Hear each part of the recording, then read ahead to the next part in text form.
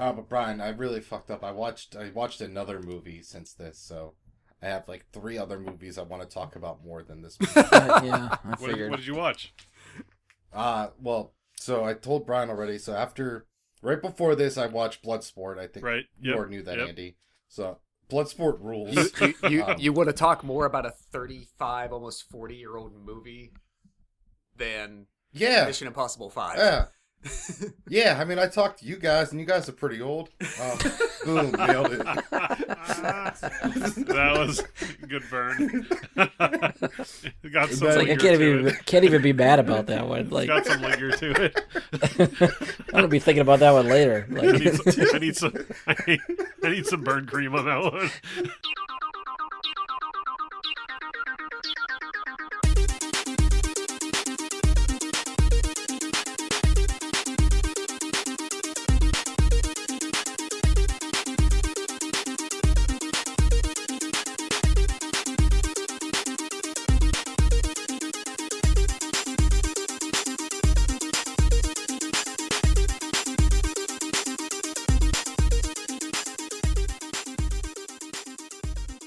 hello and welcome to another episode of Bright Guy and Super Friends. I'm your host Brian Labick. Joining me for this episode are two people continuing their movie mission: Andy Stoles What's up, podcast people? and Ian Leidick.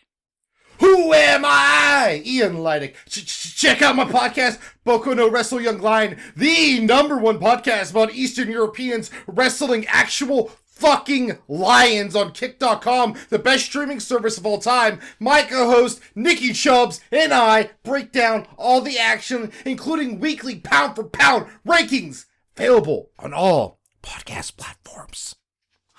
So, Ian told me before this he had two intros like locked and loaded, and he said he ended up picking the worst one because I told him to flip a coin. So, what was the better one? No, that was no. What I said is, you said, "Oh, you should flip a coin." I was like, I would have said, pick the good one. Like you, that's Oh. what your answer to me should have been. Yeah. So wait, That was was that the the good good one, one. or was okay? Yeah, That was the good one. the Okay. good one. The All other right. one, the other one sucks, but it's related to Mission Impossible, so I'm gonna have to use it. So, Well, we got two more of these to go after this. So- and it's about your favorite Mission Impossible topic. oh, it's gonna be the goods, isn't it? It's- I'll save it. We'll see what yeah, happens. that's fine. That's fine. I'm expecting something about the goods later today, anyway. So we're back That's to one of the questions. yeah, no, not official. We're back to continue our never seen that series for Mission Impossible. So we are up to Mission Impossible Rogue Nation from 2015. We have one more already released movie, Mission Impossible Fallout's number 6. We're trying to do this every 2 months. That will lead us up to Mission Impossible Dead Reckoning in July. Which So is where 7. yeah, Dead Reckoning would be 7. Fallout Okay. is 6. Yeah, Yes. this one is Number 5. It's called. Rogue Nation. Okay. Yes. So, yeah, between now and I guess we're in April. So I guess by the time we do Fallout, it could probably most likely be sometime in June, and then the next month we'll try to. So I guess we fell a little bit off the timetable, but still close enough. I mean, we're still gonna finish it before. Yeah. So as long as we That's get it what I in think- before Dead Reckoning, I'm fine with I that. feel like that was the whole point of the timing. It wasn't like we'd get 6 in, and then in 2 months 7 was coming out. Well, I it think was I feel more- like 7's at the end of July anyway, but I'm gonna force myself. I to look I right feel now. like it was just more about like, let's make sure we can fit them all in. Right. Yeah, it was more of the pacing just to make sure we're on track. Mm-hmm. I don't know why I'm looking the release date up already. July 14th, so it's the middle of July. So even if we're like mid-June, yeah, still about a month away. That's fine. So if you're wondering, we could do it the day before. yeah, it's fine. So if you're wondering what the never seen that stuff is all about, it's pretty self-explanatory. I think these has always been envisioned as a way to introduce someone to a movie or series that you're maybe surprised they haven't seen yet, and we kind of feel like that they should see. So we start off trying to record a little bit before watching the movie just to see how much people know going in, and then we'll break to watch the movie. You can too if you're going along with us, and then come back afterwards, and then we'll all sort of give our thoughts on what we just watched. As another refresher, I think all of these movies are brand new to Ian. That was kind of what kicked off this whole discussion and why we wanted to try to do this series. Andy has seen up until Ghost Protocol, right? So you saw up until the last one we watched. So from here on out, everything should be new for you, right? Okay. Let's hope. So Because because we you've seen all of them. yeah, maybe it's all just bits and pieces. They're all just blended together. But yeah, since Andy hadn't seen the later ones, and I think he had said it's been a while since he's seen the earlier ones, we saddled him along for the whole ride. So he's been here since the beginning, since we watched all of them. We've been subbing out Josh and Mike here and there for some of them. They kind of picked which ones they wanted to do. So Josh will be on this one later when we get to the actual review part and thoughts of after the movie and stuff like that. So before we get into this one, as of right now, out of the 4 other Mission Impossible movies we've watched, which one is your favorite? Just trying to figure out sort of like where the bar is for the movies we've seen and if that's going to change between now and, after we watch any of the other ones. And for practical purposes, I'm just going to guess you didn't happen to like pre-look up all of the ratings we gave the first 4. That way there would be some type of numerical proof of which one was our favorite. I could do that. I do have that on file somewhere. I just have to pull it up now. Because otherwise I'm just going to say woo, woo, woo. Well, I figured you were going to go there anyway, honestly. Even though numerically it's not my highest rated Mission Impossible.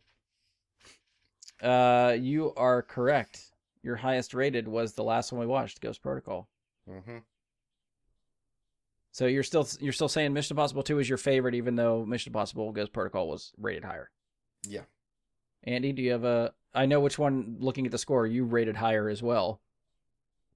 So I don't know if you remember. The last one. Yeah, Ghost Protocol came in at 8.5 for you, 6.8 for Ian, but it's still his highest. So is that your favorite out of the ones we've watched so far? Currently, yes. Okay. Which I think my favorite has been the one that I've most recently watched every time. So. 6.5 for 1, 5 for 2, 7.5 for 3, and then 8.5 for 4. Oh yeah, I hate it too. Again, there wasn't enough doves. I agree. There was one underground tunnel full of them. Like, come on. I need at least 4 tunnels of doves. Minimum. I think just based on my rating, I still have 3, just a hair higher than 4. I have such a soft spot for 3. Somehow that's going to be the highest one you have until 7. Maybe. I don't know. Some of these I feel like could just end up being at the same rating because I don't know if I'd be able to choose one way or the other. So we'll see where we end up after this rewatch. All right. So going in, I guess, Ian, I'll start with you because I usually start with you. But what do you know about Mission Impossible Rogue Nation going into this movie? So this is when I remember seeing ads for this, like previews. So this is when I was like, oh, it's that guy from those Edgar Wright films I like. Edgar Wright. Oh, Simon Pegg, because he's in the trailer. Yeah. Okay. I was like, really?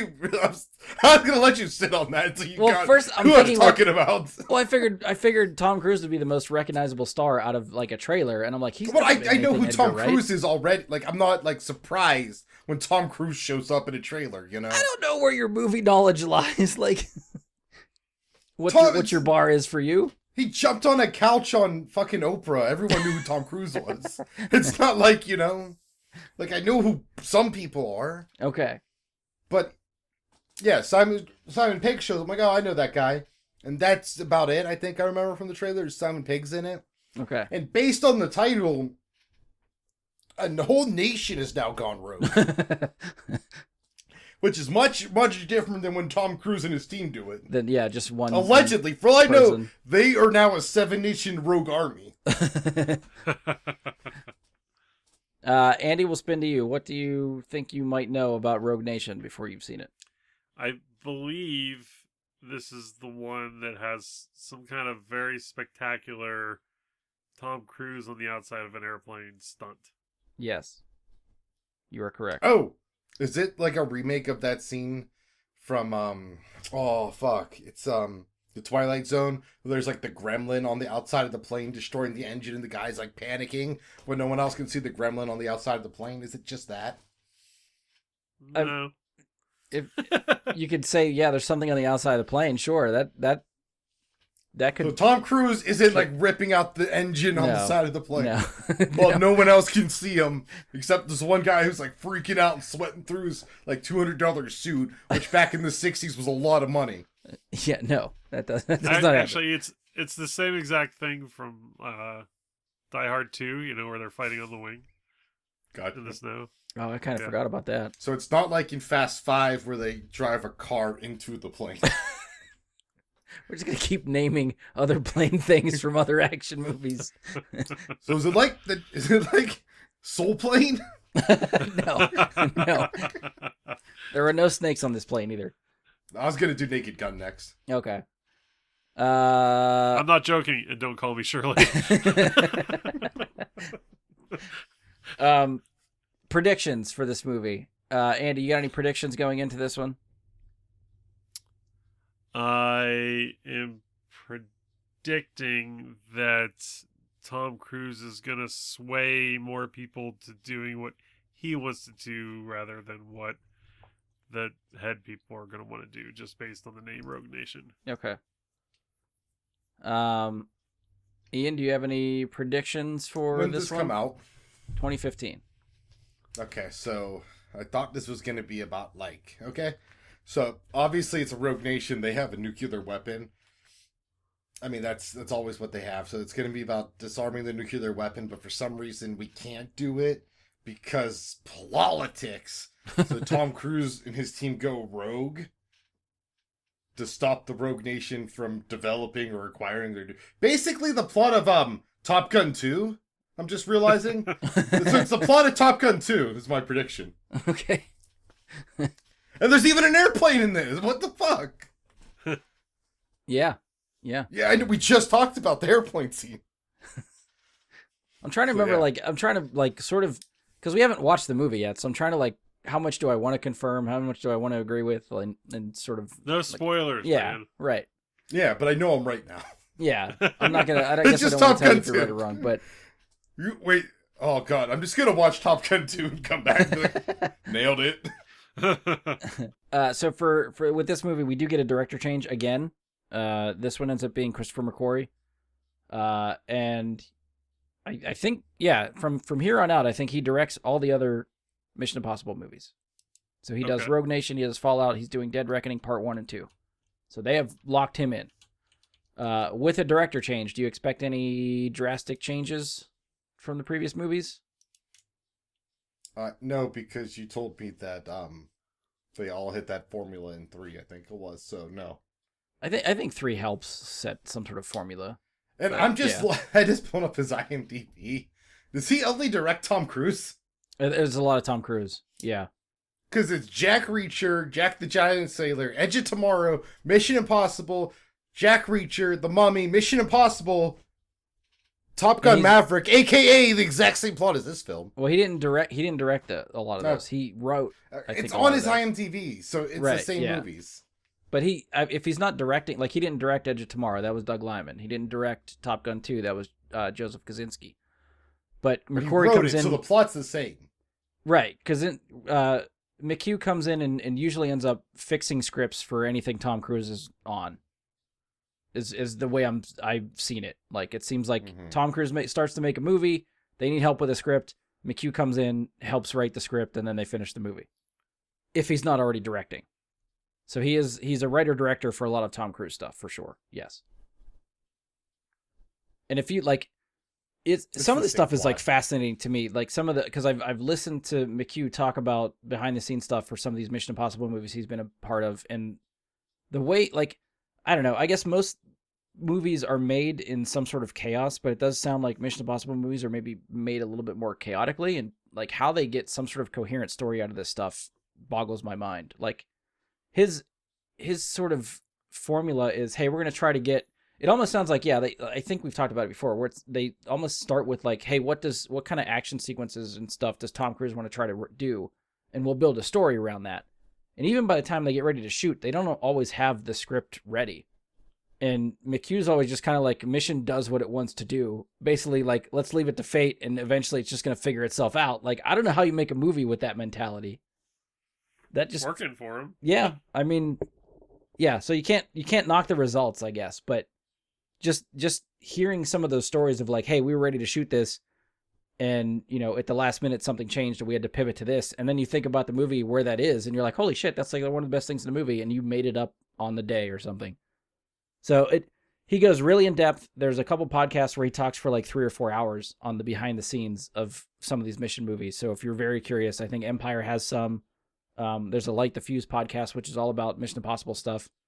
Both of those podcasts have grabbed McHugh to talk about Mission Impossible movies. So if you're curious, definitely go check them out. They are long, but they are insightful. I know I asked this. I don't know if it's worth it, but Ian, do you think you'll like this movie? So I want to pivot back because you talk about chaos in that. Okay. So, and Yuji Naka is the creator of like Sonic. The whole like rings thing, like losing the rings when you got hit, was added like a week before the game launched. Jeez, that's nuts.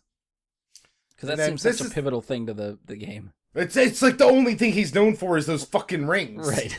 And like the whole concept of losing them like in the hit is 2 weeks before launch. And then this guy, McQuarrie, so he had a 5-year break between this movie and his second, not this movie as in Mission Impossible here. The movie I'm not saying the title of to be secretive currently. That came out in 1995, he wrote. And then he didn't work for 5 years in movies? Seems wild to me, because it's The Usual Suspects.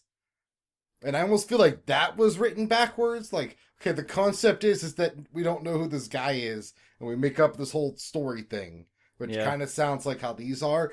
I think I'll like this. Like, I don't, like, hate the other ones. They're just action films, though. They're not the level of storytelling or mystique or prestige as other films I do enjoy. Like, let's go with Man this time. Men.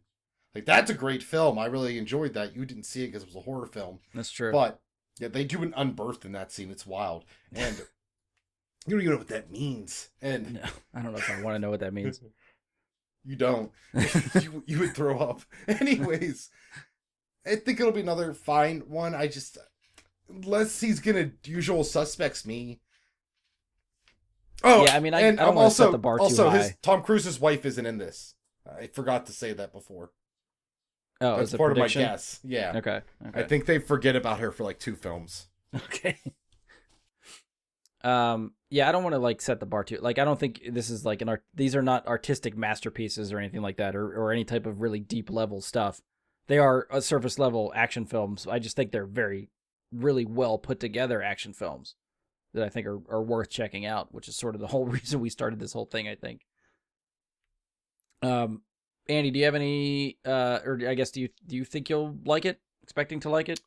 I am expecting the trend of me liking the most current movie better. So you think you'll give it better than an 8.5? Possibly. Okay. All right, we'll get to our predictions that we usually try to do pre-movie. First one. Ian, how many mask reveals will happen in this movie? 1. Andy, what's your guess? I'm going to say 2. I think we only had 1 in the last one. I think there was only 1. Now, I don't want to try to think back on the spot. I can definitely think of 1. Yeah, there's only 1. Josh gave me his predictions before. He said 2. I'll be the odd man out. I'll just say 3, just to try to do something different in case 0. I really wanted to say 0. Do you want to change your answer? Or are you sticking with 1? I'm sticking with 1 because I'm convinced it's the thing they're legally obligated to do, and that's how they got the right to the Mission Impossible series. Next prediction, which I feel like is probably pretty obvious, but does Ethan go rogue? Andy? Oh, yeah. I mean, for sure. Ian? I think he starts the movie off rogue, unrogues, and then re-rogues. So 2 rogues in 1 movie. No, he's pre-rogue. What do you mean pre? Like he's Like already Moulin rogue at the Rouge. beginning? Like Moulin Rogue. I don't know. I just made that up. I don't know what that means. Just yes, I think he goes rogue. Okay. I just wanted to say that movie title. Josh said, by definition of the title, yes, he goes rogue. I'm also going to say yes, he goes rogue. Does Tom Cruise ride a motorcycle? Ian, yes or no? Yes. Andy? Negative. Josh said absolutely, so he's, I guess, feels pretty confident. I am also going to say yes. What the hell? He probably rides it on the fucking helicopter. I mean, the airplane. The other question we have, is there a mission-related helicopter? So is a helicopter not just in the movie, but it has to be used for some sort of mission for Ethan and his team. Yes. All right, Ian says yes. Andy? No. Andy says no. Josh says no. I'm going to say no as well. You can't redo the plot of Top Gun without a helicopter because they can't use airplanes, obviously. This isn't Top Gun. All right, the big one. How many times does Tom Cruise run? So again, this is starting and stopping. If he's in the same scene and runs to a stop and then runs again, that's 2. If he runs into the next scene, that is 1 continuous run until he stops, and then we count again. So, what's the prediction for how many times he runs? I feel like we probably haven't been like spot on accurate in any of the ones we've done. I feel like we've gotten ballpark numbers, but if we go back and actually try to check our math on any of these movies, I feel like we're probably wrong. I feel like, that being said, we probably underestimated a lot of times he's run. Yeah. By our definition, yes. So, Andy, what do you got a number you want to throw out? 21. 21. Ian. 37. Which I think would have still been under for the last film. Yeah, he ran a lot in the last one, for sure. Josh is coming under both of you with 14. Yeah, he lost. Probably bangs that out in 10 minutes. I'm gonna While he's tasting the goods. I think I'm gonna split the difference between you guys and go 30. And we'll go somewhere in there. Yeah, so that's it for the predictions. No, Andy just mentioned our last one. I don't want to acknowledge this one. Although Josh did give me an answer for this one too. Because he knows it's official. What did he answer? Josh said no. There was no tasting of the goods in this movie. Okay, what do you answer, Brian? I'm gonna say no. I don't want this to even be a thing. So, but I'm gonna still say no. Andy? 100% he does. And I agree, he's tasting the goods. Oh, God damn it. I hate that this is still going on. Any other last things we want to throw out before we get to the movie? Nothing? No other last predictions? Anything? I mean, anything? I'm assuming it's coming up because the new one's like part 1 or whatever, but I wouldn't mind a villain that's around for more than a movie. Okay. Yeah. Yeah, that's a Not good even point. a prediction. I think that could be something that mix it up right now. Yeah. Or a plot, or even just a plot, not necessarily the villain, but the plot extends a few movies. You Or know, even like I feel like The Rogue Nation. I feel like everything has been very like James Bond single cuts before we get to like the Daniel Craig stuff, you know. Yeah, they've done. I feel like they were always meant to, at least at the beginning, meant to be like episodes of a TV show, since they're based on a TV show. So the mission movies were sort of just meant to be one-offs. I do think eventually there's some stuff that starts to bleed over, and I think we're starting to get into that. So some of your answers or some of your questions should be answered in, I think, in the next couple movies. What questions? Or predictions. I guess you'll get confirmation one way or the other on some of your predictions. I mean, I'm very sure they forgot he was married for like at least a movie. All right, I guess that's where we will stop. We're going to go watch Mission Impossible Rogue Nation. Feel free to take a break with us, pause us, we'll go watch the movie. Or, if you've already done your homework and you've watched the movie, you can just continue on after this and we'll talk about it together. Either way, we're pausing for the movie. We'll be back after we finish, and we'll see you all on the other side. So we are back for Mission Impossible Rogue Nation. We finished our viewing, and we've picked up another person. So we have Josh Zorich joining us for this part. Is it me, or is it Mike Bradley in a me mask? Voice changer and all, right? That's how they do it. Spoilers, it's me.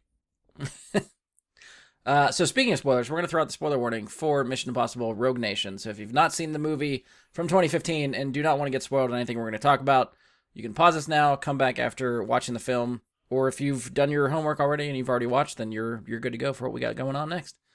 Either way, spoilers to follow. Spoiler! Spoiler! Something like that. All right, so we are good to talk about whatever we want to talk about. I'm actually going to start with Andy this time because I think we finally hit a Mission Impossible movie that he has not seen. This is not a rewatch for you.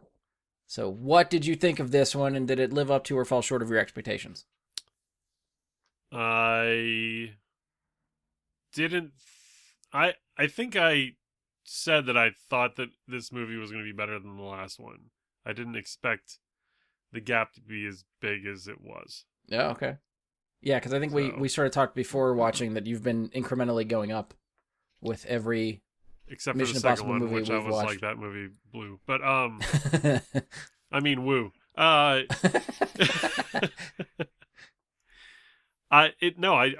thoroughly enjoyed it. I thought it added like an air of mystery to it, and I enjoyed the like almost like nemesis role that the syndicate sort of took on with against Ethan Hunt. So Yeah.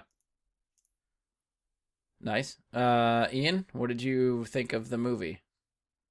So you brought up, I believe I point this out a lot, that I think it was the last one you said is when they hit the formula, right? That's when they're like, okay, here's what we're doing for these, or was that 2 films ago? I think three kind of starts it. I think Okay. 4 hits it pretty hard, and then we And sort then- of get the same thing. That I swear last time we did one of these, the 4th one, Andy pointed out how, wow, this one I liked it because like things kept not working out for them. And then in this one, they explicitly tell Tom Cruise, you just want to go after this guy because you fucked up all this time against him. And I'm like, holy shit, the formula's now they fuck up for 2 hours. And then something goes right. Holy shit, they did find their formula. It's how to overcome adversity, right? That's what these Mission Impossible. Everything's impossible, so they have to accomplish it. Well, it's that, and then very pointless tasks where you break into something that you probably didn't have to do because no one expected you to actually pull it off. Yeah. Yeah. Like, they never actually need what they stole in the big water-cooled container.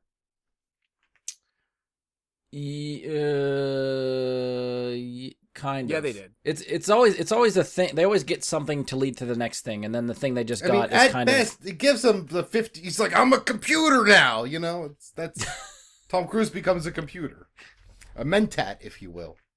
because of the photographic memory and stuff with the bank accounts. Yes. That I'm assuming he lied about. I think he remembered one bank account. Which, I guess you honestly could go either way. Like, do you think it was just a bluff, or do you think he actually memorized all that stuff? And I thought they established it. I couldn't pick it out off the top of my head, but I thought they established in some other movie that Ethan does have some sort of photographic memory. But how much he would have, if he actually would have memorized the whole thing, or just picked one and said, I'm just going to go with this one and try the bluff. Didn't that play a part in the Dubai High Tower scene? Maybe. I could have sworn. I can't think specifically where or when, but I feel like an agent in his position would have training for such a thing. yeah. Like see something once and be able to retain it. I think that's what he was. Yeah, whether it was a bluff or not, he's banking on the other guy who was also former, similarly trained person in that world, To know. having the internal conflict of, is he good enough to have that skill? It's reasonable that he would. How much is it a gamble? You know, how much am I willing to gamble that he's lying or not? Well, you could also play it up too if we're right, and the earlier movies established that Ethan somehow has photographic memory or has used it before. If for now I'm blanking on the fucking guy's name. What the hell was the villain's name? Lane. Lane, yeah. So if Lane has done enough research on Ethan, which it seems this movie has done, like he knows all his weaknesses, strengths, and stuff like that, he would know, based on the write-up of the agent, that Ethan has photographic memory. And, you know, if he's spouting off these numbers correctly, then it's like, oh, wait, no, I did the write-up on this guy, so I know he has that skill. So, Yeah. He doesn't know his biggest weakness, though. which is... That Tom Cruise Ethan Hunt's married. This film also doesn't seem to know that. As I said, you will have some answers next movie. I'm just saying, they skipped it. Like, you were very keen on the fact that, like, the last film you were happy she showed up Yes. to, like, connect the tissue. But this one, she doesn't. So now we're fine with her not showing up? Well, no, I mean, when I saw... I know where things go. So I'm satisfied with the conclusion of what happens in this franchise. This movie, yes, that was a glaring spot of this movie when I had saw it, and we don't have the next movie. Again, knowing where it goes, I'm okay with the omission. So somehow Palpatine returns. Kinda. Josh, your rewatch. What did you think of this one? I liked it again. This is honestly, this is probably the one that I've watched the most. I mean, that's only maybe like the fourth time Okay. that When was I've the last seen time you watched but, it? Do you remember? Uh, Like how long? ear- How long has it been since the rewatch? Probably 3 years since the last one. Okay. That was like an early. I think I said this last time. It's like an early COVID quarantine thing. We like went through a bunch of series, Mission Impossible being one of them. So Yeah. yeah, probably about 3 years. Okay. I dig this. I realized I think I forgot how much happens over the course of 2 hours Yeah, this movie In- moves. in this. It moves, and there's a lot to it. Yeah. Not that the last one doesn't, but I feel like this one is very meaty. Like when at the end of the 2 hours, as you're in like the last 5 minutes, and you think about all the individual things that they did, the places they went, the scenes that they carried out, the tasks, the conversations. There's just a lot of stuff yeah. that occurs. Yeah. Yeah, I think this might be still my most rewatched Mission Impossible, because when this one came out, this was my obsession for a while. I think it was like anybody I talked to, it was like, oh, I didn't see that yet. It's like, let's watch it right now. And I would just pull it out and we just start watching it because it's that fucking good. But I guess, Josh, anything on the rewatch that stuck out to you for this one that you maybe didn't catch before, or something that you want to bring attention to? No, not in particular. I think I again, the number of times I've seen this one, and because it's a more recent entry in general, I hadn't forgot as much about this as I had the others Yeah. because they're older films.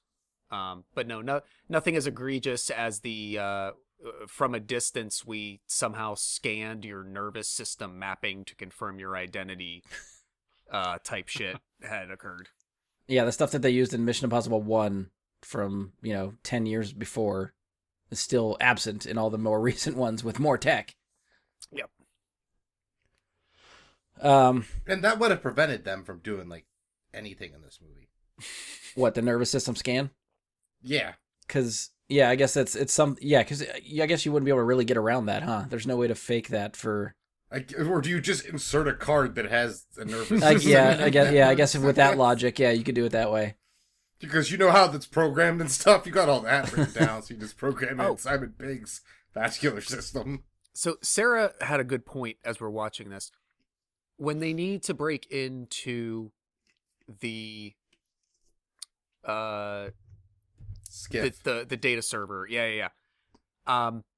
Why is it that he has to do the profile swap out as Benji is making his way through the building? Why couldn't they do that like hours before and wait till they know it's in place to then send him through? Why have to do it coincidingly to put it down to like the last second where they're like, oh, I need to get through these locks, and if you don't do it by the time I get to the walk scanner, they're gonna kill me. Like, just do it before.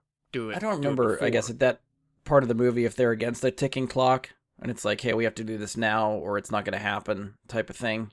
That's what my guess You was. could just wait. Tom Cruise is only down there for 2.5 minutes. Right, I get that. You Yeah. could just wait another 15. I'm just trying to justify John, the movie I think the logic, correct I answer guess. is tension. Yeah, that's... I think that's the answer. that's where Unfortunately. the movie logic just takes over, and it's like, well, it dramatic has to device. happen this way Yes. because this is where the tension is, yeah. Otherwise, you won't care as much. I suppose. Yeah. I guess we'll go back to Andy. Anything stick out to you for this one that you really liked? Any comparisons to the other ones that stick out? I thought the lead actress in this was better than all the lead actresses in all the other movies. That was the Ilsa character, Rebecca Ferguson? Yes. Okay. Yeah, she's great. And some of the technology I thought was really awesome. The combination lock thing that Simon Pegg was using. Is that that little ring thing? Little ring thing, yep. Yeah. And then I liked the actual tumble lock, digital thing that would show where the tumblers went. Oh, yeah. It was really cool too. Yeah. Ian, anything stick out to you that you liked, maybe compared to others? I mean, maybe not compared to others, but something I liked is there's a scene where they're playing out what would happen if they put a mask on Simon Pegg, Oh yeah. and there was an internal debate: does this count as the mask gag if it didn't actually happen? So that's also, it's like, it's a real thinker moment. And then, they do the scene where they're actually putting it on, and the person I'm watching with pauses the film to be like, how do you think they did this? Now, nothing keeps me engaged in a movie like someone pausing it to ask me a question about the movie. You're welcome. You're welcome. But they point out that, that's actually not a mirror. That's just maybe a window. There's probably not even glass there. Yeah, it's not. They just filmed Tom Cruise and the other actor standing there and the backs of other people over here. And I think that's crucial because it doesn't fucking matter. Like, you don't have to actually, like, pull that off cinema-wise for it to do anything for the movie. But someone was like, I'm assuming Tom Cruise is like, they need to see that we did it. Like, they don't even actually do this plan, but they still went out of their way to get this shot in, and I appreciate it. Yeah, you know what that means? It means they had fun making the movie. It doesn't fucking matter, but they wanted to set it up that way and do it anyway. So I fucking love it. So like I said, I like that. I don't know if they're not necessarily, I think, turning up the stunts, at least at this point. I don't think there was anything that was like, oh man, I can't believe he did that, because just from knowing Tom Cruise, nothing was like, he should have died from this one, or I remember when Jackie Chan broke his foot, stuff like that. So that would I say would maybe be the thing. It didn't feel like they took another big jump up, but like Andy said, they had some cooler little tech moments for stuff. You're like, I want to break into stuff. Yeah. I mean, the cargo plane, I think, was hyped up as the big one, I think, for this one. Which is right at the beginning of the movie. And I would love to know if it was Tom Cruise on the pole, like going upside down to get off. Oh, when he like kicked himself off. Yeah. Yeah. I don't know how they did that. Looked very impressive. Yeah. Well, I wonder if they just filmed it from like a different angle. Maybe. But yeah. I don't know what the trickery is there, if that was all captured in camera. That I don't know. But I know, like, for the Blu-ray and stuff, there's all kinds of behind the scenes for the stunt on the cargo plane, and then the stunt underwater, because I guess Tom Cruise trained to hold his breath for literally 5 minutes to be able to get longer takes underwater for what they were filming, which is just fucking stupid too. But I know, like, the cargo plane, like, they strapped him to the side, obviously. He wasn't just hanging out there. So they CG'd out the straps that he's on there. But I guess one thing that I would never have thought of is that they had to basically try to clear the runway of any, like, little pebbles. Because if the wheels kick one of those up at Tom Cruise as he's hanging onto the side of the plane, it could, like, either maybe not kill him, but definitely seriously injure him just from the speed of which it would get kicked up and thrown his way. So that was a concern. But I know they did the stunt of him hanging on and the plane taking off like over 10 times, 10 to 15 times. Holy shit. Like, the dude just does this shit. Like, I don't understand. But anyway. I just want to watch them clear all the rocks off of the runway. Yeah, I don't know. Yeah, I don't know how long that took. Do you use like a blow, like a I don't know. That's where you get like vacuum it. All the interns are just like, all right, get out there. Just go ahead, clean it down between takes. Street sweepers, right?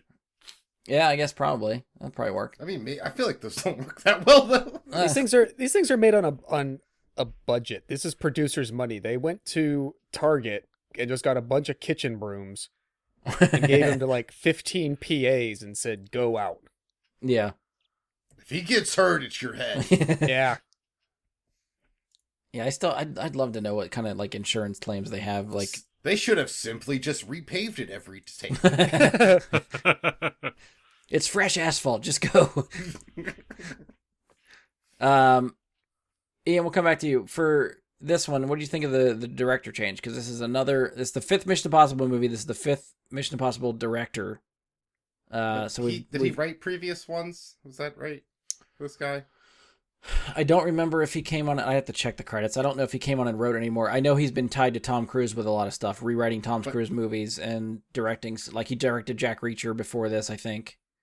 Okay. I mean, I think he did fine. I mean, he clearly understood what the formula was and went with it, I think, and then just like, okay, Tom, you want to do what now? Yeah. I don't think it makes sense for your character to not wear a helmet. And then Tom said, well, then people won't know I'm on the motorcycle if I'm wearing a helmet, though.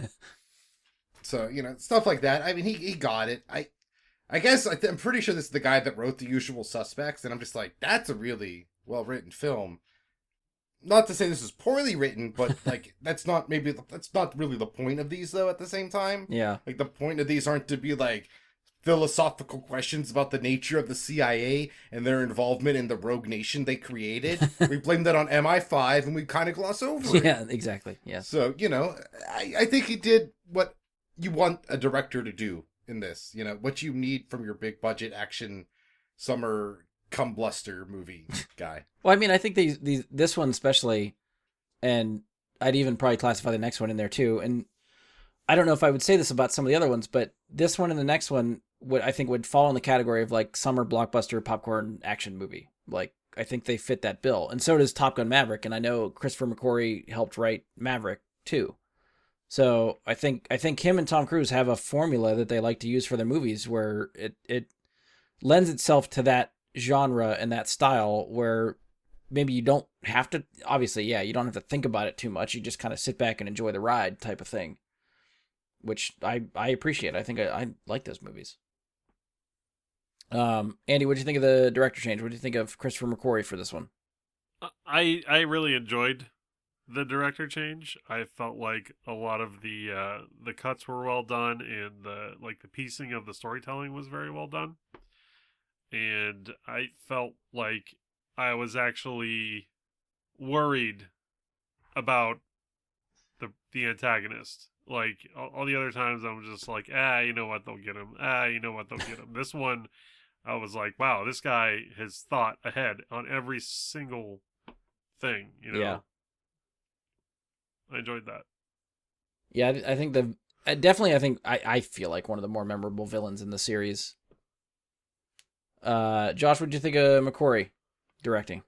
Well, as you were talking about his writing credits, I pulled them up here, and yeah, his Tom Cruise writing relationship goes back to Valkyrie. In like 2008, the one about like German soldiers who had a plot to kill Hitler. But he did some things Directed after by that. someone you don't really hear about anymore. That is true. Yes. But then he had some things in between there where it's like, okay, like The Tourist. Oh, is that Johnny Depp one? Yeah. He's also a writer. He wrote and directed Jack Reacher, you're right, which was his first movie that he directed in 12 years. He's only directed 4 movies. That I didn't realize. Something called The Way of the Gun in 2000, which kind of sounds familiar, but I feel like that's a title that could sound like a lot of movies. So maybe I never saw it, but he did that. But then it was 12 years until he does Jack Reacher. Then he writes Jack the Giant Slayer, about Jack and the Beanstalk, reimagining. Gets back with Tom Cruise in a way to do the screenplay for Edge of Tomorrow. Mm-hmm. Then he's on Rogue Nation. Now, in between Rogue Nation and the next one, Fallout, though, this is a little bit of a strike against him. He's credited as, let me see if he's a sole screenwriter. He's a co-screenwriter on The Mummy. Well, again, Tom Cruise is Tom there, Cruise, but trying to help salvage that one, maybe. Horrible. It was even directed by Alex Kurtzman. But yeah, so I'm sorry, The Mummy is a strike against all of everybody involved in that. I want to know the behind the scenes of that one because I feel like that's a train wreck behind the scenes. Probably. But at least okay. So back to I digress. His director chops on this. I think for as much as was going on here, I think the other guys nailed it. It's chunky, it's meaty, but there's pacing, there's tension. You do get a sense that there's stakes. It's a movie, it's a franchise, so you're never like, oh no, this is it. They're gonna get Tom this time. They're gonna get Ethan. But there can always be collateral damage. There can always be lasting effects of he might stop them, but what do they do, in the meantime before he gets there? Yeah. yeah, there's very he does a very good job at keeping you on the edge of your seat, not quite sure what will happen before the resolution occurs, and like to what degree shit will like, you know, deconstruct. Right. So I'd definitely give him an A+ on this. Yeah, I feel like more recently I think I've started paying attention to McHugh and like what he's writing, what he's directing, and I mean he hasn't really stepped away from Mission Impossible all that much because he's locked in pretty much to this franchise right now. He's done this one, he did Fallout, and he is doing the next two. So he is our Mission Impossible director for the foreseeable future right now. So if you like this one and you like Fallout, then I'm hoping we're in for a good ride for the next two after that. But yeah, Josh, I know I mentioned it to these guys prior to watching the movie. I don't know if I've talked to you at one point about it, but the hearing McHugh talk about making these movies is really, really interesting to me. I know he's done it on a couple podcasts that are like 3 to 4 hours long, where he just talks about making Rogue Nation on one, and I know he talks about Fallout on another one. But at the rate at which it sounds like they're sort of flying by the seat of their pants when they make these movies, and the way they turn out the way that they do, I'm like, I don't know how you accomplish that shit, but kudos to you, because that is impressive. All right, so we'll move on to some of our maybe repeatable questions that we've done. Cold Open, what'd you think about it? Andy? Cold Open was the cargo plane scene. Yes. I thought it was very well done. I liked that it had some humor to it. The Benji sort of watching Tom Cruise do the thing instead of actually trying to open the door, and then opening the wrong door twice. Yeah, I feel like that was the most engaging and exciting Cold Open so far. Okay. Ian, what'd you think? Cold Open. So I think it goes back again and again to this formula they hit where Benji has to do something that's comedy. Like, it's got to be a comedic opening, and Benji has to be doing something and getting yelled at by at least one other, if not 3 other people. I think it kind of plays into, like, where you mentioned, like, either Ethan Hunt has a photographic memory or he's just an agent at this level. But Benji's also a field-trained IMF agent and doesn't know any Russian. He's just hitting random fuking buttons trying to open up doors. He has none. No Russian at all. And that's the name of that Call of Duty level from No Russian. Modern Warfare. Yep. Yeah, fuck yeah, callback. I don't know why I did that. That was dumb. Anyways, it was enjoyable, and it's just, I think that's, maybe I think the feel they're going for, okay, let's get some hammy laughs, people enjoy that, and then I gotta do the credits. Okay.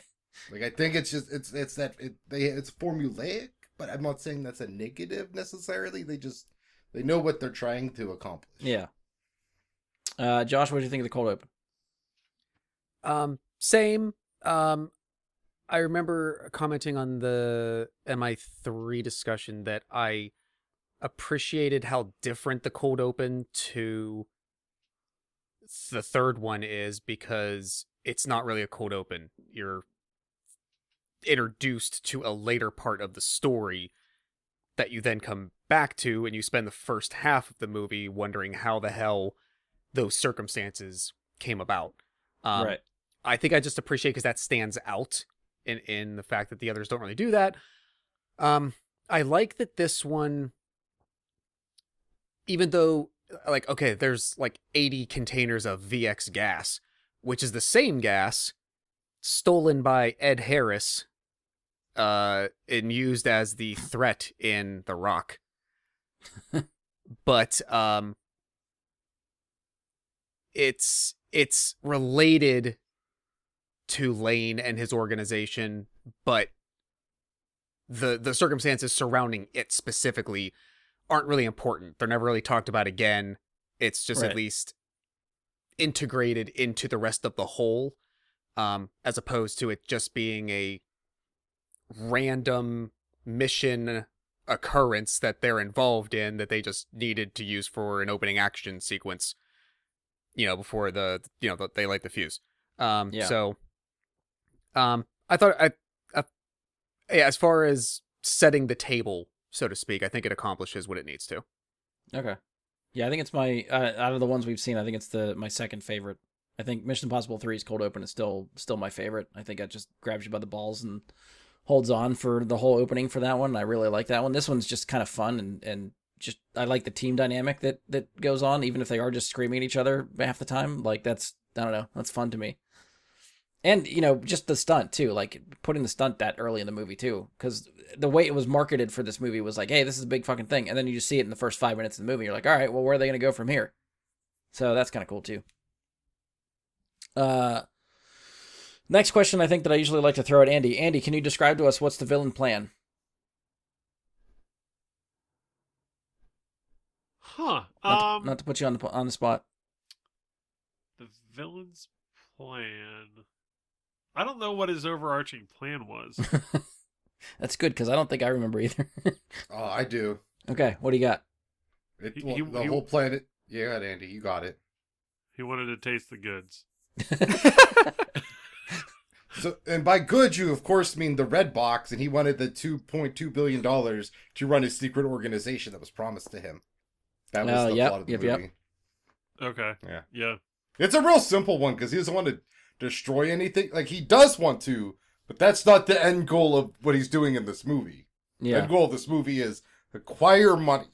Yeah. Get bitches. Right, but like Tom Cruise has been following this syndicate around for, you know, they show a whole bunch of different things. He explains all the things that they're doing, and he says that they're all related, and we never actually find out how they're related. Yes. Correct. Because I mean, that's sort of just a little bothersome. I guess spitballing from like Ian's comment, it's like I started thinking of like, yeah, all the news articles and stuff that the syndicate has done up until this point that probably cost a lot of money. So maybe they're getting close to being bankrupt, and they need what's in that red box to get all the accounts to get their money, so they can continue doing what? Yeah, I don't know. Yeah. That's what's always kind of funny to me. Where are they going with all this? The movie is going to do with all this. It's like this is sort of why I ask the questions, because I think the movies are good. I enjoy them, but when you stop to like think about what the plan is, it's so just like moving you from one thing to the next that you don't really stop to think about it when you're watching. But when you're done, you're like, okay, can I put all that together and piece the plan together? And half the time, I don't feel like you can. He is a disenchanted ex-special intelligence, special forces covert agent. He's recruiting others of like mind who are unhappy with the world governing powers and bodies that they represent, carrying out everybody else's wishes and agendas. So their idea is to slowly and systematically, similar to, think about the villain, Javier Bardem's villain, his goal in his tactics in Skyfall. It's not just hold the world ransom with weapons all the time. It's break apart the institutions that hold everything, that prop the system up. And the system the system is international conglomerates. The system is aristocratic governments and overly developed nations like ourselves and first world countries, etc. So the things that he points out at the beginning with like all those newspaper clippings and whatnot, where there's like the things he points out to Benji after they leave the opera, where he's like, there was a train derailment somewhere, and there was a power plant that exploded, etc. He's trying to destabilize, to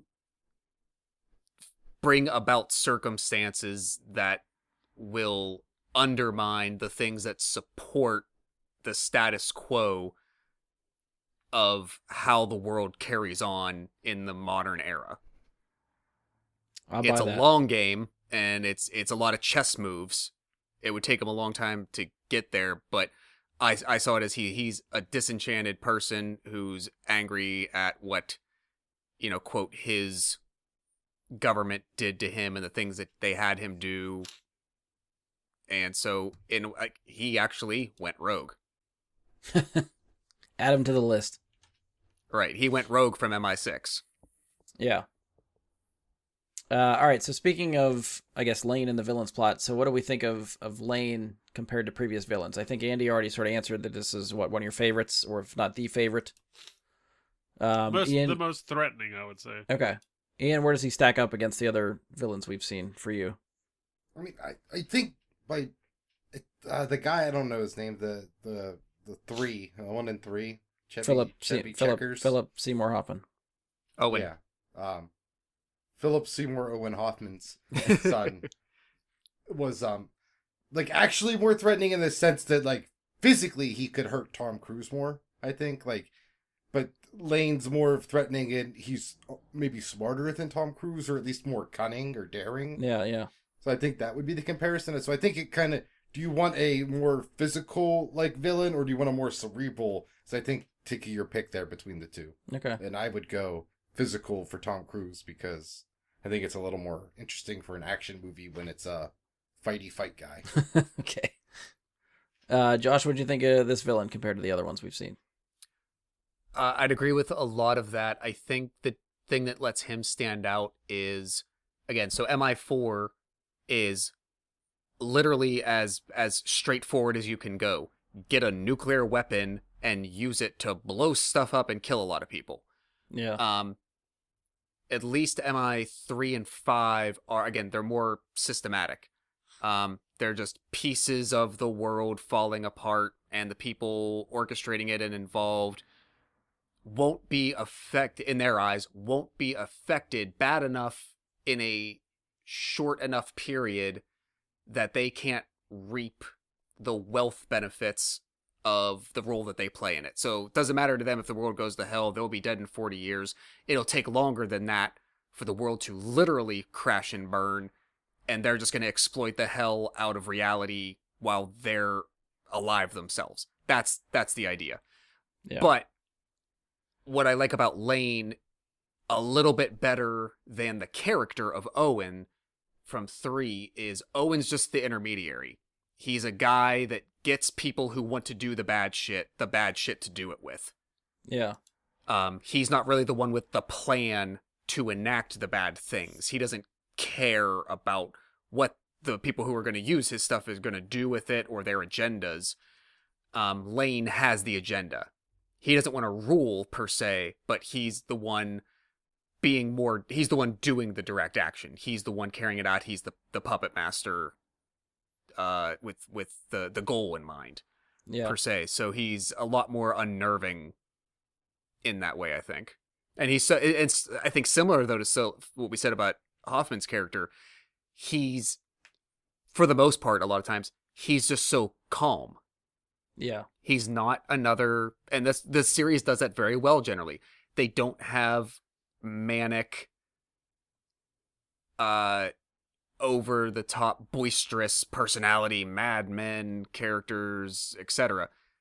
They're very cunning. They're very calculating. They are very intellectual in what they do, and that, I think that continues on as we'll see in the next one too. But yeah, I think that's what makes Lane that more dangerous. The fact that he's almost he doesn't get emotional until the very end. Until him, Benji, he has Benji sitting on the pressure trigger, and him and Tom are talking through Benji and whatnot. It's not till then that he really ever loses his cool. Yeah. He stays in control and keeps himself composed, and that it feels more dangerous when it's being held back. Yeah. Yeah, I liked him a lot. I think I agree with a lot with what I think Ian said too, is those are Philip Seymour Hoffman and Sean Harris as Lane. Those are the two for me that stick out for Mission Impossible villains. I think those are two of the best. I don't know which one I really like more right now. I might actually lean towards Philip Seymour Hoffman because I think his performance in that movie, it just stands out to me a lot more than what Sean Harris's does for Lane. Even though Lane's really good, but I think just that even keel thing for the whole movie just doesn't stick for a lot of like memorable scenes maybe with him for me. Plus, I feel like you get a lot more Philip Seymour Hoffman than you get Sean Harris. That's probably true too. Yeah, screen time wise, I think there's more.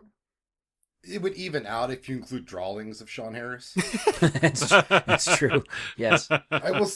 I spent like when he first appeared and they kept showing the drawing, I spent like a half hour being like, I've seen this guy in a movie about eating people. He looks like someone that eats people. And I don't know. I checked. He doesn't. He doesn't. But he looks like someone that eats people. I don't know. I was like, was he the human centipede guy or something? I don't know. Couldn't find it. I'm really curious where that line of logic is going to lead you, but at the same time, I don't want to know. I really don't. I'm just saying, I'm not going to be surprised when I find out just like that other guy, he eats people. Yeah. What's his name? I don't know. What guy? The man from U.N.C.L.E. Not Cavill, the other Oh, one. Army Hammer? Remember his... Yeah. Yeah, Army Hammer wants to eat people. Fucking weirdo. Edit this so that sounded natural. I was going to ask about one of the other repeatable questions we do is asking about the new IMF director because it changes every movie too. But there's no secretary in this movie, so we can't really talk about that. Although we get one at the end. I was going to say, technically we do. Yeah. So I guess we can just talk about Alec chair. Baldwin's character, like whether you liked him, didn't like him. Andy, or go ahead, Ian. Go ahead. I like Alec Baldwin when he's an antagonist role, when I'm not supposed to like him, because I don't think Alec Baldwin's likable. He can be funny in times and stuff, but even his 30 Rock character is a bad person objectively. Yeah. He's just funny because he points out faults of capitalism and corporations and stuff. And I think that's kind of what I'm hoping happens, is that he's another one of those. I feel like there's already been a secretary that hated to betray the IMF from the inside, but I kind of want him to work against the team and not for the team, because I think that just suits Alec Baldwin better. When he's, like I said, against you, and not when I'm supposed to be like, oh, that guy didn't kill someone on set. Yeah, I did it. You knew it. I was just kind of waiting for it. Andy, what do you think of Alec Baldwin? I enjoyed his character.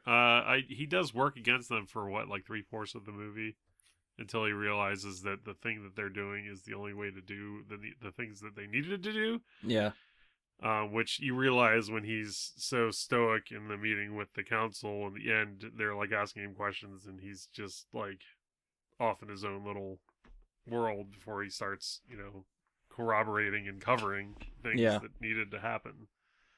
I enjoyed his character a lot. I enjoyed the fact that they were able to quote unquote pull the wool over his eyes.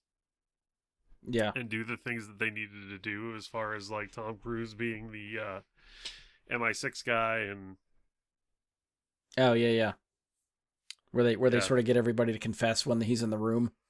Right. I specifically gave a chuckle when it was mark it down, he'll be in handcuffs before the tomorrow 48 hours, and then it's 6 months later.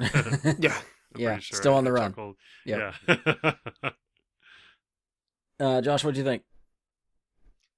I'm probably really in line with what Ian said and how they described him. I think if we had started the film with oh, okay, the last director was killed immediately after his introduction in Ghost Protocol, and here's your replacement.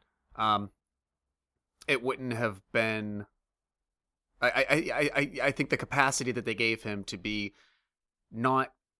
He was an adversarial force, but because he was technically on the same side, if you will, what the IMF is supposed to be, it still worked rather than him just being a direct antagonist to the team or to Tom Cruise. He wasn't the villain by any means. He was an obstruction.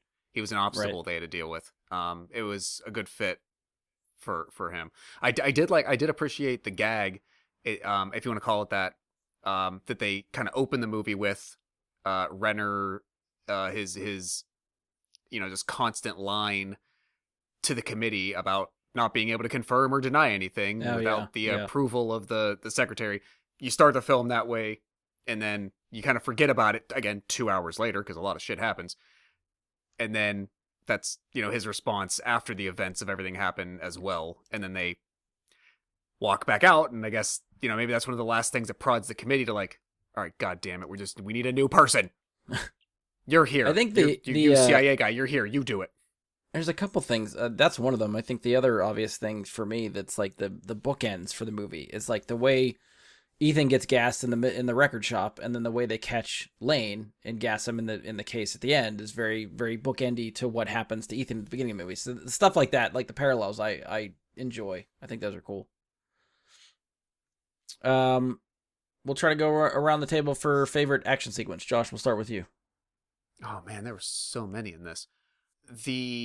So at first, one of our questions that we're going to answer later, I wrote down yes, and then I had to scratch it out, but then it does happen later because the scene just keeps going. I don't even know if you'd call this. It goes from breaking in to the data center, which very quickly right after it kind of goes into the motorcycle and car chase, which then goes into more motorcycle chase. Yeah. So I don't know if that's like one whole piece, if that's two, if that's three, depending how you break it up, maybe. But I think all of that, because it just keeps going. Yeah. It's just like one long series of events. Yeah, I think from I'll count beginning it. to end there. We'll allow it. Yeah. Andy, favorite action sequence. My favorite action sequence is when Tom Cruise turns to Rebecca Ferguson and goes, "Do I know you?" That whole fight scene when he's trying to escape the bone doctor. Was that what his name Yes. was? Yeah. Yes. I enjoyed that, and discovering that he actually had an ally instead of somebody who he was going to have to try to escape or conquer or otherwise intimidate. So I know Andy brought it up earlier, and I don't think we give her enough credit, but Rebecca Ferguson in this movie is fucking fantastic. Like, She's I very really good like in this. her Yeah. addition to the series. I agree. Ian, favorite action sequence. Gun Night at the Opera. oh Like yeah, when you play with levels, like height, like, they did that for comedic effect with Tom Cruise, him being exasperated when his thing he was standing on would be raised or Yeah, lowered yeah. to his disadvantage. That's fun. All of the weird instrument guns that I'm not sure would work. It's just fun to see. I think it's just a nice little battle where it's like, oh, there's actually like 3 different hit squads here Yeah. to kill this guy. And Tom Cruise trying to slowly figure it out, and Benji using his book computer to realize, oh shit, I have to go do something. It's just like, I think it's one of the fun ones, It's Yeah. a enjoyable one, and you get the random German dude like hulking out trying to choke out Tom Cruise with a flute gun, which is it's always a treat. Yeah, Ian stole mine. I think the Opera House for me was still my favorite. Just the way that's directed. Like, I always appreciate like sort of what Ian was saying, like multiple levels and angles, and being able to direct something sort of that chaotic, but still understand where everyone is in the scene, what the eye lines are, who's looking at what, and how all that plays out. You could very easily get lost the way that's either shot or edited, and I don't think that was a problem for that scene, and I really, really like it. What you need to realize too in that scene, there's a lot of order to that chaos, because there's a failsafe for the failsafe for the failsafe for the failsafe. Like, he has so many things in place to make sure this one thing happens. So she's supposed to shoot the prime minister guy or whoever they were, the royalty guy, whoever was on the balcony. If she didn't do it, another one of the guards was supposed to do it. And then if there was a third guy that was supposed to kill her afterwards? If she did, did do it, Right. Okay. Yeah. And then if all else fails, the bomb goes off in the car. Yep. Mhm. So that actually leads me to a question. I know we're running short on time, but they kept saying during that whole movie afterwards that so and so had died. After Who- what? He, After after Tom Cruise shot him, like plinged him in the shoulder, they kept saying he died. He was assassinated. He died. He didn't. He didn't. Yeah, he die. did. bought He was the in the car car. bomb. Oh, Yeah. right. That's right. Yes, he Forgot lived about that until the part car. already. Yes. Yeah. So no matter what, that was the thing. Lane was going to kill the Chancellor no matter what. That was ordering Ilsa to kill him was part of his Test. trust exercise with her. And Yeah. then having the other guys as the backups to still maybe get it done if she didn't do it, and then having someone to take her out. that was all his background insurance. But one way or another, he already knew he was going to have the Chancellor killed. Yeah. So whatever world destabilizing plot he's working on, that's another chess piece in that. Yeah, I think we all. We all went for that. What else we got? All right, so now we're on our quiz questions for ourselves for all the stuff we try to ask ahead of time. So, we'll start with the mask gags. So we tried to guess how many mask gags there will be. Ian said 1, Andy said 2, Josh said 2, I said 3. So what do we want to give the official ruling? Is it 2, or are we not counting the one that didn't technically happen? 2, because they did it. Like They did it in the didn't movie. do it, but they did it. Okay, all right. We're counting 2. Someone put on a fucking mask. They had to film that. All right, so Andy and Josh take that one. Oh wait, never mind. No, it doesn't count because I won. Too late. Does Ethan go rogue? We all said yes. He And has that to. is He has no true. choice. Yes, it's in the title. Yeah, they even say it specifically, I think, in the movie. Well, they also disband his organization. So Yeah. Yeah. There's no choice but to go rogue. Was there a helicopter used in a mission-related scenario? Ian said yes. Andy said no. I said no. Josh said no. And I don't think there was, so... The helicopter dropped Ving Rhames off to I wrote that down. Jeremy Renner. Yes, and I said, does a cargo plane count? No. Specifically helicopter. Okay, Yeah, then helicopter drops Ving Rhames off to Jeremy Renner. And it had to have been mission related. more logistics He hadn't related. accepted the mission yet. Yeah, I kind of I feel like that's just transportation, Yeah. not like military. Well, what else is, I mean, other than like attack helicopters, what are helicopters used for? Well, I'm To thinking more of rappel like down I'm and snipe. I'm thinking more like escaping in a mission or transportation in a mission. That's Tactically. transportation from point A to point B. Anyway, that's my thought. That's my ruling. I'm still saying no. Just feel free to correct me if somebody wants to argue the other way. No, I'm with you. Email him at. I just tried and it got shot down. Well, Andy, you voted no, so I don't know why you went to the yes. Does Tom Cruise ride a motorcycle? Ian said As yes. soon as they were on screen, I yelled out, counting. Andy said no. I said yes. Josh said absolutely. So I think yes. Yes is the answer. There was definitely motorcycles to be had. That was the one that I initially wrote down because I forgot that he chases in the car first. I scratched it out because I was like, oh, wait, maybe he doesn't. He's just involved in one. Yeah. And then, nope. And then, yes, that was replaced No, by you got Hells him to the way too close to those motorcycles to not get on them. Yeah. Yep. He can smell them. Like, oh, yeah. Those are probably all his motorcycles on loan to the movie. Yeah, I would not be surprised. How many times does Tom Cruise run? This is always the big one for the ones that we try to do. So again, this is starting and stopping is 1. If he runs from one scene into the next, that's a continuous run. That's 1, and that's how we're trying to tally. So real quick, also, you don't count if they make a cut or an edit, and he exited the cut or the scene running, and when they come back to him, he's still running. That's a continuous run. That's not a new Correct. run. Okay. Correct. Okay. Yes. So we'll see. I tried to tally. I don't know if I'm right or not, but I have a ballpark. Ian's guess was 37. Andy's guess was 21. No. Nice. Andy said 21. Brian, me said 30. Josh said 14. I actually counted 14. If my tally is correct or not, I don't know. But give or take, I counted 14. So if I'm correct, Josh, you're right on the money. I don't know what you had. I'll take it because I wrote down 17, Okay. but I'll take it. I may have missed some here and there. Like as I was watching, I realized like the first half of the movie, he doesn't run a lot. Like they save a lot of that for the end. So by the time we got like halfway through, and I'm like, he's not running nearly as much as I thought he needed to or should be. And then when I had 30 on the ticket, I was like, I don't know if we're gonna hit 30. This might actually come in pretty low. I think So yeah, I guess we'll split the difference somewhere mid-teens. Probably, I guess is where we're sort of gonna end up. Yeah, I think like Act 3 had a ton, had at least half of them, if not more, and they were all like I ran and I stopped because we had to do a thing for 5 seconds, and then I started again. There was a ton of those. Yeah.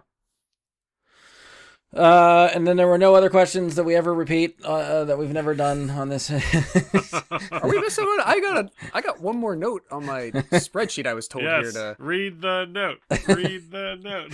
I I was believe there's one more. I was Off at- tongue, maybe. I was asked to weigh in on whether Ethan tastes the goods. I believe.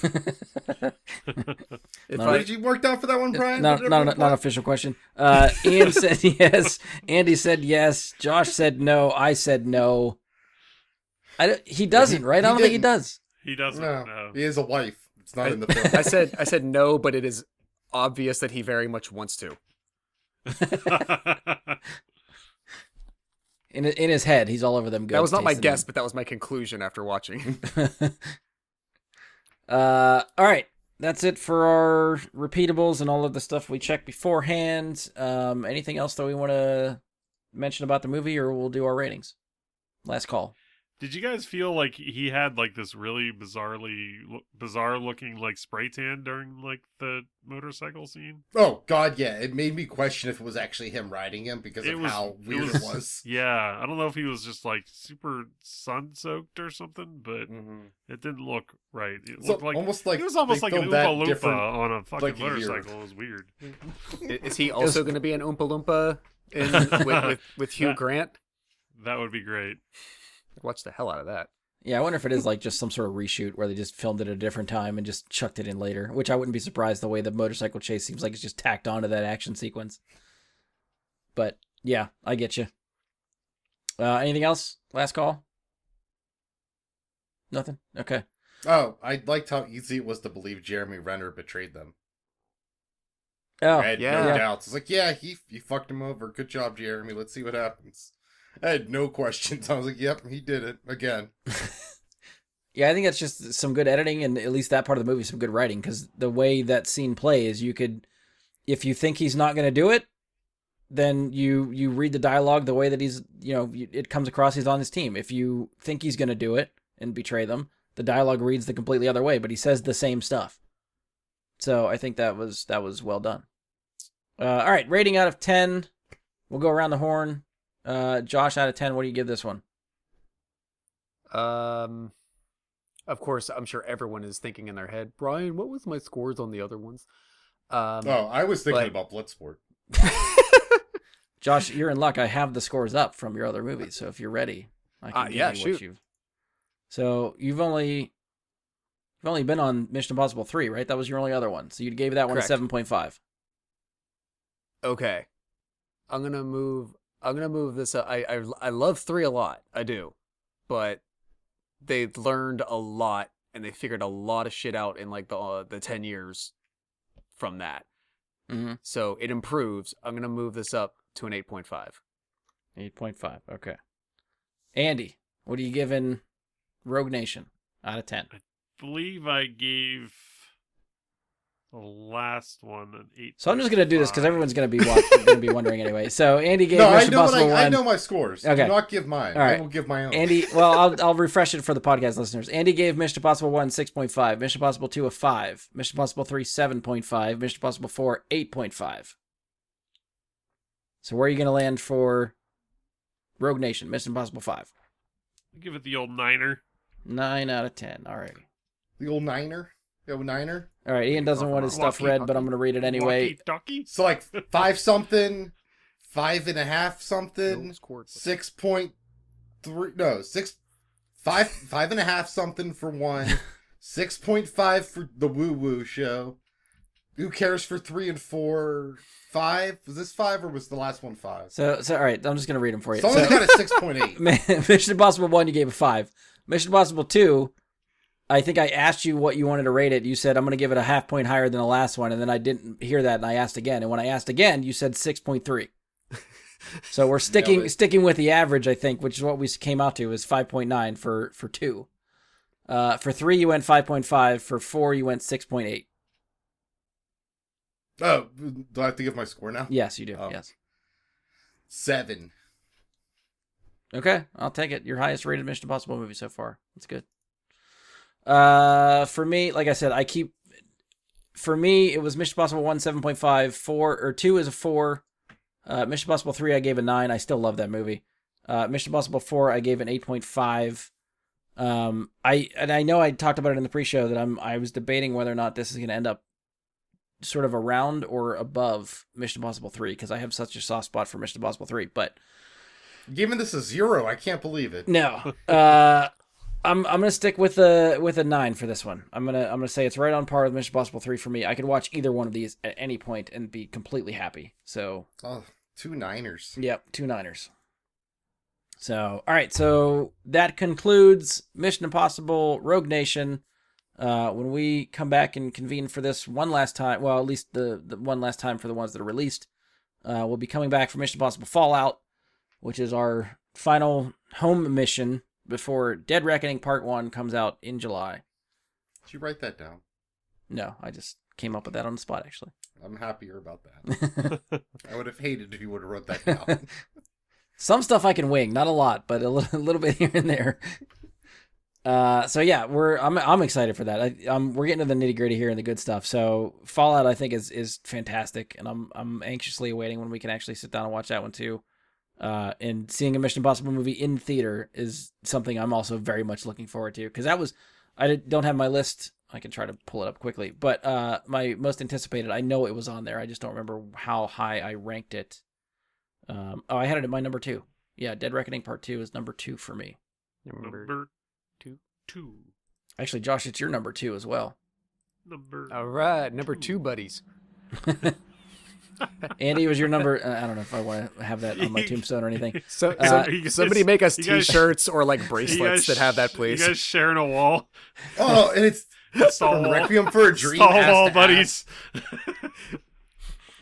I feel like I just welcome. pictured it as one of those shirts of like the almost stupid with the finger pointing next to you, so we have to stand next to each other. No, like it's that. with a turd. Sorry, Turd. I have no square to spare. That's what the back of the shirt says. Hey, how about a courtesy flush? All right, did we're you spiraling into some shit here. So we're gonna get going. If you've enjoyed the show, please support us. Leave a 5-star rating and review. Be sure to give us a share on social media. You can follow or subscribe to the show to keep up with us. We're on Spotify, iTunes, Google, Anchor, Stitcher, Amazon. Hopefully, anywhere you're finding a podcast, you can find us. Check us out on Facebook, Bry Guy and Super Friends, or go to facebook.com/BryGuySuperFriends. You can leave us questions, comments, topic suggestions, any of that stuff there. Feel free to try to email bryguysuperfriends@gmail.com. It's a legit email. I don't ever check it. Hit us up on Twitter at BGSuperFriends. That I can see, that we'll check. Feel free to follow me on Twitch at Jedi Bry Guy. That's Jedi with an I, Bry with a Y. Whenever we record any live shows, we will do it there. Today, we're recording this on the 27th of April. Tomorrow is the 28th. Star Wars Jedi Survivor comes out tomorrow. I have sort of talked myself into trying to stream that entire game, so we'll see if I will probably start streaming that at some point. But of course, by the time this comes out, it's going to be late. But you can always go back and check the page for any VODs and keep an eye out for the next time. It's going to take me probably more than a weekend to get through that game. So keep an eye out for any future Jedi Survivor streams, or if I stream anything else randomly, I will also do it there. But that's it. On behalf of Andy, Ian, Josh, and myself, thank you for listening, and we'll talk to you next time.